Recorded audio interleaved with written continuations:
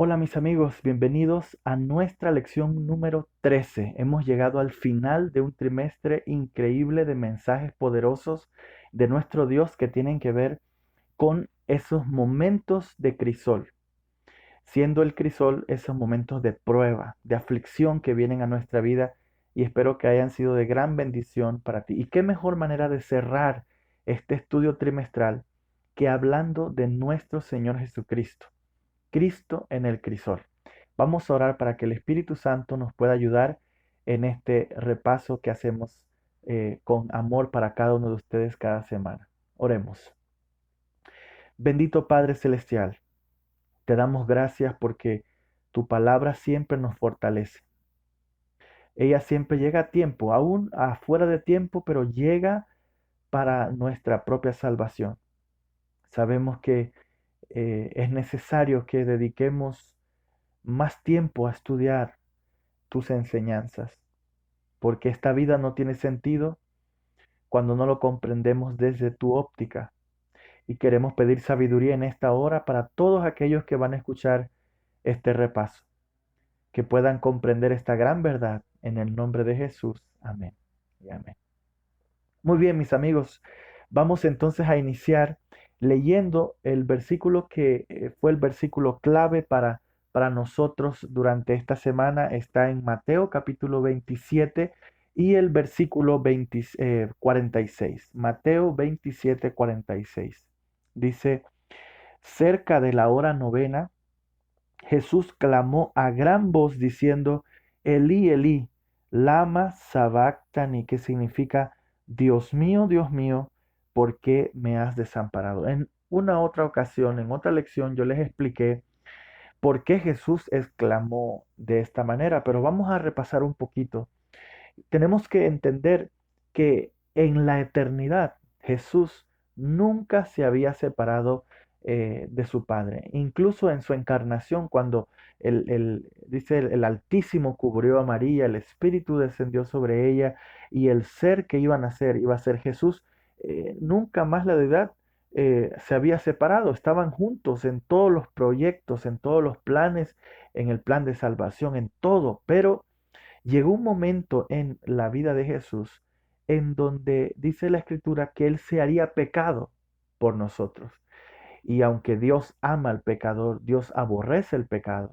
Y es por eso que cuando Jesús toma entonces nuestra naturaleza, ya llegando a beber de esa copa de la cual había orado en el Getsemaní, Él entonces viene y toma todo el pecado, desde el primer pecado cometido hasta el último pecado que se cometa antes de que se cierre la gracia y que Él está intercediendo en el cielo, ese cúmulo de pecado estaban sobre Él y entonces Él sintió por primera vez la lejanía de Dios, algo que en la eternidad nunca había pasado. Entonces Jesús exclama, Elí, Elí, lama sabactani, que significa Dios mío, ¿por qué me has desamparado? Pero realmente fue en ese momento en que él desarrolla esa fe que aparece en Apocalipsis como la fe de Jesús, de que esas no fueron las últimas palabras de Jesús, sino que él aprendió a confiar de que su Padre estaba allí, en el crisol con él, aunque él no lo sentía. Y hay muchas historias en la Biblia de los momentos en que Dios ha estado con aquellos que sufren. Y en ese momento duro de Jesús, que él se sintió solo, su Padre estaba con él. Pero él estaba llevando el pecado, la maldición de toda la humanidad en sus hombros, y por eso él sintió que su Padre no estaba cerca de él. Interesante, y lo vamos a estudiar más adelante en el tema del Getsemaní, que fue uno de los temas principales. Esta lección tenía 5 puntos claves y el primer punto nos llevaba a los primeros años de Jesús. Hay muy poca información. Si te das cuenta, los 4 evangelios hablan se espacian en los años de ministerio de Jesús. Y sobre todo en esa última semana, uno puede calcular lo que hizo Jesús domingo, lunes, martes, miércoles, jueves, hasta el viernes que dio su vida, porque los evangelios amplían realmente la vida de Jesús en esos días. Pero de la niñez de Jesús tenemos 2 o 3 versículos. De lo que pasó en su juventud tenemos muy poca información. Pero hay ciertos textos que nos ayudan a entender algunas cosas importantes de cómo fue la concepción de Jesús, el nacimiento de Jesús, y esto nos va a ayudar para entender algunos temas en cuanto a quién es Cristo. Y me encanta que la lección haya escogido a Jesús como el último personaje para hablar del sufrimiento, porque es el maestro del sufrimiento. Es el que de todos los que hemos vivido en esta tierra ha sufrido más. Es el que ha sufrido más. Y lo vamos a ver. Pero hablemos un poco de esos primeros años. La Biblia dice que Jesús crecía en estatura, en sabiduría, en gracia, en una carpintería allí en Nazaret. Y Juan, en el capítulo 1, hay una referencia al lugar del nacimiento de Jesús muy interesante. En el capítulo 1 vamos a leerlo si tienes tu Biblia allí y vamos a abrirlo en el versículo 46, una expresión de Natanael. Fíjense bien lo que dice Juan, capítulo 1, versículo 46. Voy a leer aquí de mi Biblia, dice: y Natanael le dijo, ¿de Nazaret puede salir algo bueno? Y respondió Felipe, ven y ve.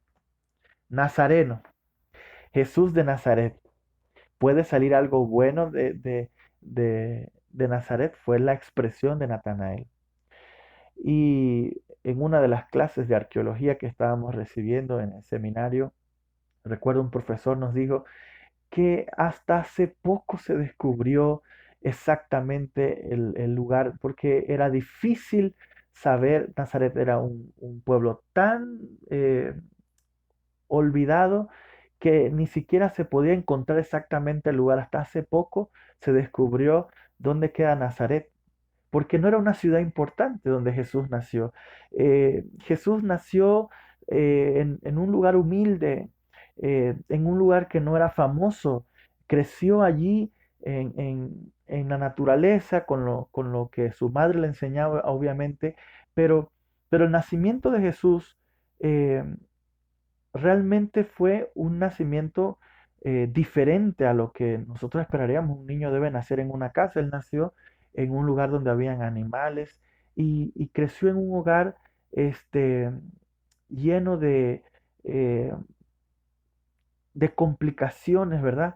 Porque pues José tenía otros hijos que más adelante hasta lo fueron a buscar, porque a Jesús realmente no se le entendió. Tuvo una niñez difícil en el sentido de que él no nació como nosotros.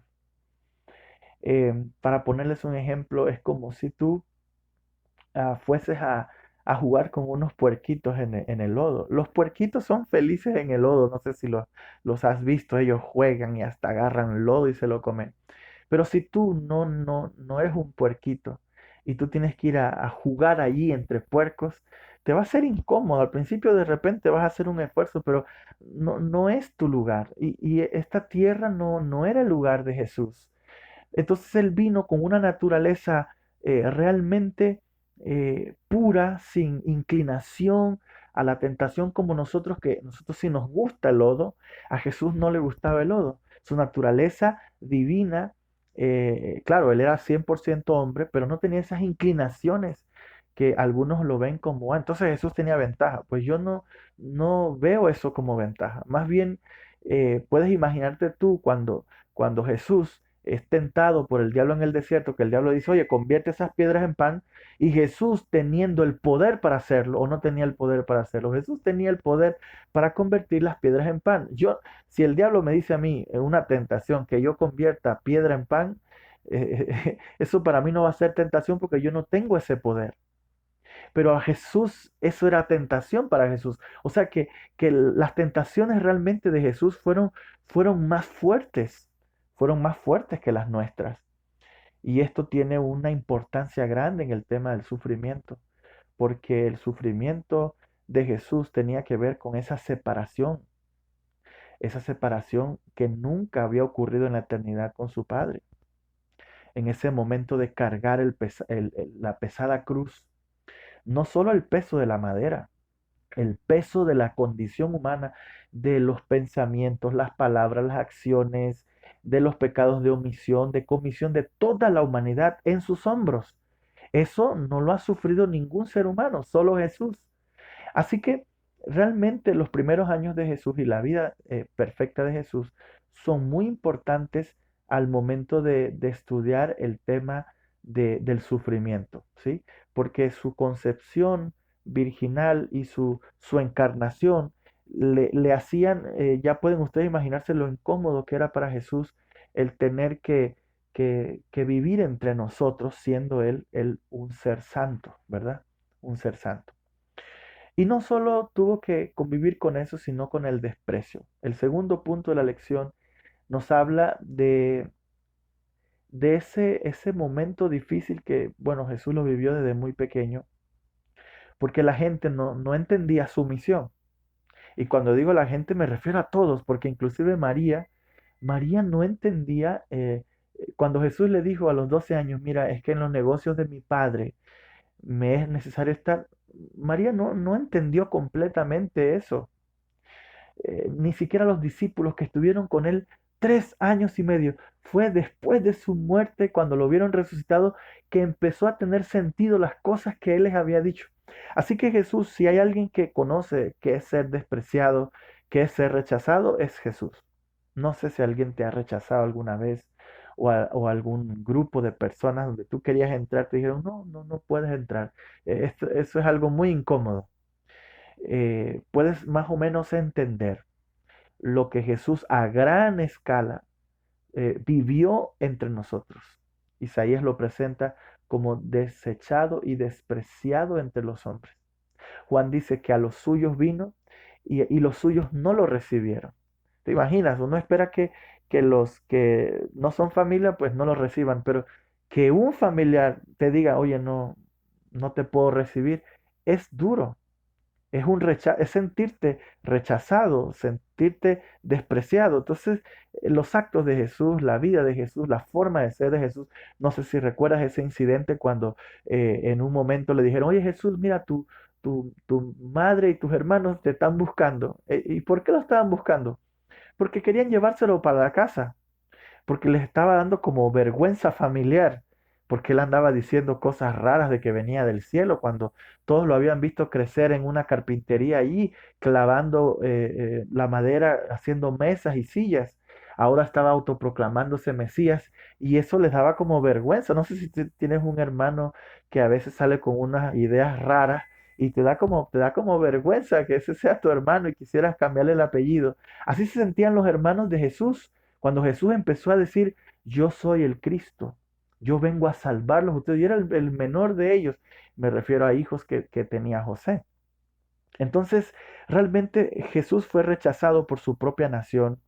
Jesús fue rechazado y fue mal interpretado por su propia madre, por sus propios hermanos, por sus propios discípulos que no entendían la misión. Ahí estaba Pedro y cada vez que tenía oportunidad le decía, no, ¿cómo vas a decir que te vas a morir? Vente para acá. Y muchas veces Jesús lo tuvo que reprender porque no entendían la misión de Cristo.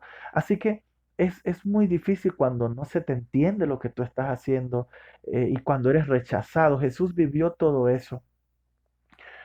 Y era muy difícil esta situación para Jesús porque él tenía un plan y ellos, como no lo entendían, querían desviar ese plan. Y voy a ilustrarte porque la ilustración nos ayuda a entender este punto. Justamente ayer estaba jugando con mis hijos en una hamaca. Les compré una hamaca azul bonita y ahí estábamos jugando. Mi hija tiene 2 años, mi hijo tiene 4 años, así que ahí estábamos haciendo relajo en la hamaca. Eh, Decíamos que nos estábamos hundiendo. De repente, mi hijo vio la parte alta de la hamaca y dijo, voy a subir hasta allá. Le dije, no, te puedes caer. Pero él, como no tiene ese pensamiento del peligro, empezó a subirlo. Y yo lo trataba de agarrar. El problema fue cuando mi hija, que tiene 2 años, que hace todo lo que él hace, empezó a hacerlo también. Entonces se me fue ella para el otro lado. Y ahí yo me empecé a preocupar porque estaba uno de un lado, otro de otro lado, y yo con mis dos manos así estirado, casi crucificado allí. Entonces la pequeña empezó a quitarme la mano, a decirme, no papá, no papá. En lo poco que pueda hablar, me empezó a rechazar la ayuda que yo le estaba dando para que no se cayera. Ella no sabe que lo que yo estoy haciendo es para su bien. Ella piensa que yo le estoy quitando ese impulso de llegar hasta allá arriba porque yo soy malo. Entonces, cuando no se entiende la misión, es lo que le pasaba a Jesús. Ayer lo pude ver claramente. Cuando tú no entiendes el plan de Jesús en tu vida, tú dices, Señor, pero ¿por qué?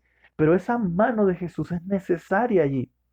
Entonces, como los discípulos, María, los que estaban ahí, los fariseos, sobre todo los fariseos, porque este que viene a hablar es la Biblia y no estudió en nuestra escuela ni en nuestras universidades. Así que Jesús era mal interpretado en sus acciones, en sus pensamientos, en sus actos que hacía, porque las obras que él hacía iban como a otro camino que ellos desconocían. Y mientras veía a mis hijos jugando, me di cuenta de las veces que Dios ha querido también protegerme, ayudarme, y yo le quito la mano. Le digo, no, déjame, quiero seguir subiendo. Pero Él sabe que esa subida puede ser peligrosa. Así que logré rescatar a mis dos hijos y no les pasó nada. Pero es una realidad. A veces no entendemos el plan de Dios en nuestra vida y por eso sufrimos de más. Por eso nos metemos en problemas de más. Mateo 23:37, vamos a leerlo porque es un versículo muy interesante. Vamos a abrir la Biblia, amigos, en Mateo capítulo 23 y el versículo 37. Voy a leer, dice que Jesús dijo, Jerusalén, Jerusalén, que matas a los profetas y apedreas a los que te son enviados. ¿Cuántas veces quise juntar a tus hijos como la gallina junta sus polluelos debajo de sus alas, pero no quisiste? Ahora Jesús está enfrente de Jerusalén. Este es un momento muy, muy triste donde Jesús llora enfrente de Jerusalén porque él estaba por dar su vida, estaba por alejarse ya para siempre de Jerusalén. La próxima vez que entraría sería para ser acusado injustamente. Y Jesús tiene una visión. Y en esa visión ve el año 70 después de Cristo, cuando los romanos iban a sitiar por como consecuencia de, de la, del desprecio hacia los profetas, hacia los mensajes de Dios, del desprecio al mismo Jesús. Y Jerusalén pagaría tristemente. Jesús la mira, cómo se veía hermosa de blanco y dice, oh, cuántas veces yo quise, cuando la gallina ve que viene el gavilán, trata de alzar sus alas para cubrir a los polluelos, pero hay algunos polluelos que no obedecen y son presa fácil del gavilán. Eso es lo que Jesús está diciendo. Yo quise ayudarte, quise protegerte, quise levantar mis alas, pero no viniste debajo de mí. Entonces, esta situación revela realmente el rechazo al plan de Dios, el desprecio que Israel cometió y que podemos cometer nosotros cuando no entendemos el camino de Dios, cuando no entendemos el plan de Dios. Así que si hay alguien que puede entenderte en los cielos, cuando te desprecian, cuando te rechazan, es Jesús, porque Él vivió eso desde que nació, el rechazo de, de todos los que se sentían amenazados por su liderazgo, por su amor, por sus enseñanzas, porque él hablaba diferente, él tenía otro camino. Y si tú aprendes a escuchar la voz de Dios, te irá muy bien. Entenderás que Él todo lo que permites porque te ama y desea lo mejor para ti. La lección nos llevaba a Marcos, el capítulo 14, para hablar un poco del Getsemaní. No sé si sabes qué significa Getsemaní, pero Getsemaní es el lugar donde se aplasta la oliva, ¿sí? Es un lugar muy interesante que Jesús escogió para pasar un momento de prueba. Nosotros sabemos por el estudio del espíritu de profecía que la victoria se ganó allí esa noche donde Jesús ora y dice que se sentía hasta la muerte. En el capítulo 14 de Marcos, versículo 34, dice así el evangelista Juan Marcos, y él les dijo, mi alma está muy triste hasta la muerte, quedaos aquí y velad. ¿Alguna vez has estado triste hasta la muerte? Porque una cosa es estar triste, otra cosa es ver la muerte como una opción. Jesús sabe qué es eso. Él subió al Getsemaní, al lugar donde se aplasta la oliva. Él era esa oliva que iba a ser aplastada por amor de nosotros. Iba a ser exprimida para que saliera ese aceite que traería salvación al mundo. En el Getsemaní, Él era la oliva y Él iba a dar su vida. Él ora. Él se separa un poco de sus discípulos, pero cuando vuelve, están dormidos. Sus más sinceros, yo creo que eran sinceros amigos. Ellos estaban tratando de entender su plan. Tenía tres más allegados, así que se los lleva un poquito más cerca, pero cuando regresa, estos tres también. No sé si algún momento de tu vida has estado pasando una situación difícil y cuando buscas a tus amigos más cercanos no están. Es feo se siente, ¿verdad? ¿Dónde estaban? Sus amigos estaban durmiendo. Los levanta y le dice, oye, velen conmigo que el espíritu está con ánimo, pero la carne es débil, porque Jesús, su parte humana no quería morir. Obviamente, él no era uno de estos hombres que ahora se ponen bombas y se explotan. No, él no era un suicida. No crean que Jesús iba feliz para la cruz. No, el dolor de los clavos era real. Las espinas en su cabeza era real. Y él viendo el futuro, él dice, oye, no habrá otra manera. Y empieza a orar, Señor, pase de mí esta copa, pero no sea como yo, sino como tú. Acepta, porque al final ve en una visión lo que alcanzaría su sufrimiento, el resultado de esa oliva aplastada allí en ese lagar para que salga ese aceite de bendición para todos. Y por eso fue.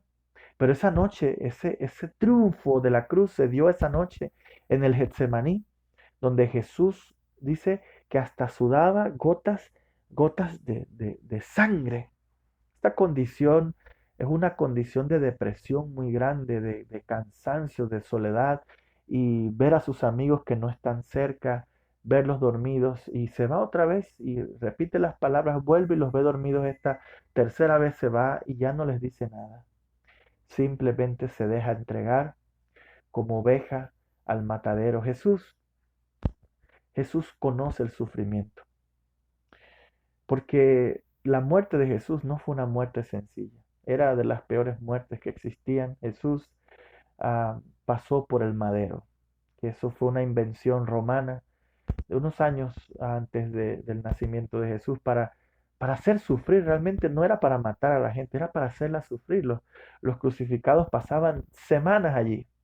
Flavio Josefo, que es un escritor del tiempo de Jesús, dice que habían crucificados que pasaban días enteros y los cuervos llegaban, les sacaban los ojos, porque el clima de Israel es interesante.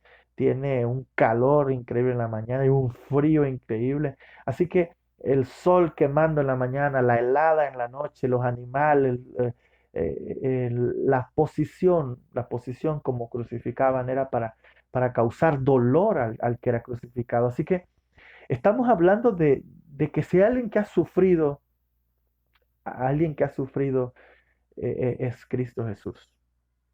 Hay uno que sufrió más que tú. Estás sufriendo porque tienes un problema grande. Estás sufriendo porque no sabes qué darle a tus hijos de comer. Estás sufriendo porque no tienes trabajo. Estás sufriendo porque te han malinterpretado. Tienes problemas en el hogar. Te han despedido del trabajo y no sabes qué hacer. Estás sufriendo porque te han diagnosticado una enfermedad o tienes un ser amado allí que no sabes qué hacer con él porque no sabes que no hay remedio para él y estás sufriendo. O acabas de perder un ser amado, una esposa, un esposo, un hijo o a tu padre o a tu madre y estás viviendo un momento de tristeza. Déjame decirte algo en el nombre de Dios. Hay uno en el cielo que puede entenderte, que puede entenderte cuando te desprecian, cuando te rechazan, cuando tus amigos te abandonan, cuando sientes deseos de morir e incluso cuando estás sufriendo. Ese dolor es tan grande. Hay uno en el cielo que puede entenderte. ¿Y sabes por qué? Porque Él también sufrió. Él sufrió en la cruz del Calvario una muerte increíble. El corazón de Jesús reventó. Él murió ese mismo viernes que fue crucificado. Él murió. Él llevaba el peso de toda la humanidad, no soportó. Tanto así que aún para ver si estaba muerto le atraviesan ahí una lanza. El sufrimiento de Jesús realmente La cruz es un símbolo de dolor, pero también un símbolo de esperanza. ¿Sabes por qué? Porque lo que nos enseña esta lección es grandioso.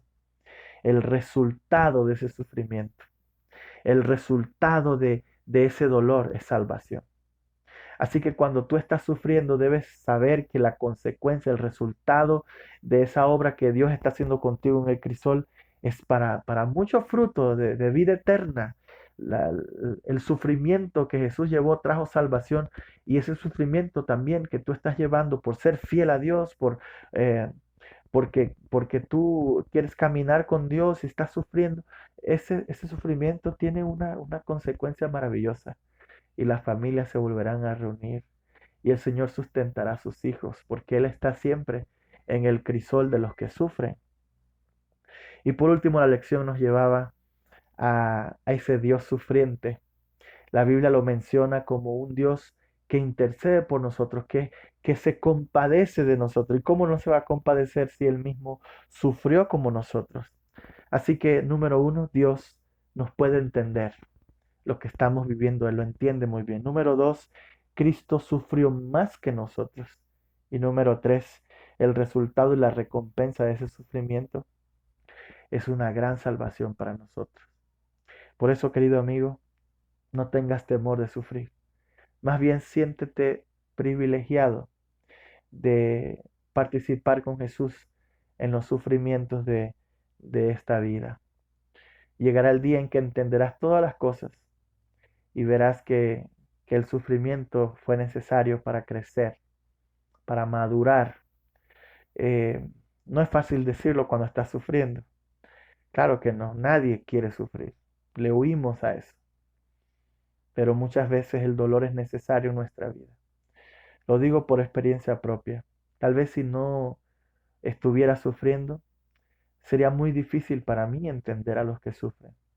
Sería para mí muy difícil entender el amor de Dios hacia mí, porque en el sufrimiento podemos comprender realmente a un Dios poderoso que vigila sobre los que ama.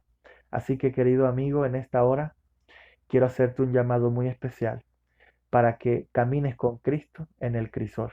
Él está contigo, como aquellos jóvenes que fueron tirados a un horno de fuego ardiendo, pero cuando los fueron a contar, habían cuatro, y ese cuarto semejante a los dioses, dijo Nabucodonosor, ignorando que hay uno que siempre está con nosotros, que camina en el lodo, que se pone las botas contigo, que va a luchar contigo y por ti, por los tuyos, porque te ama y porque Él quiere lo mejor para ti.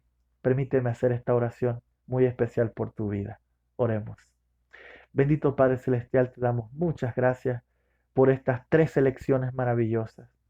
Hemos sido fortalecidos con cada día, con cada texto. Ahora, Señor, te pedimos que tu Santo Espíritu nos ayude a vivirlo, a ponerlos por obra. Y yo te pido en forma especial que si alguno de los que me oye está pasando una situación que está trayendo dolor a su vida, no sabe qué hacer, que tú puedas darle tranquilidad de que le amas y que un día, Señor, saldrá el sol para esa persona. Que aunque la cruz fue algo triste, hubo un tercer día de victoria donde la muerte le dio paso a la vida, porque el final será hermoso para aquellos que te aman. Gracias, Padre, por esta lección en el nombre de Jesús. Amén. Amén. Que Dios te bendiga.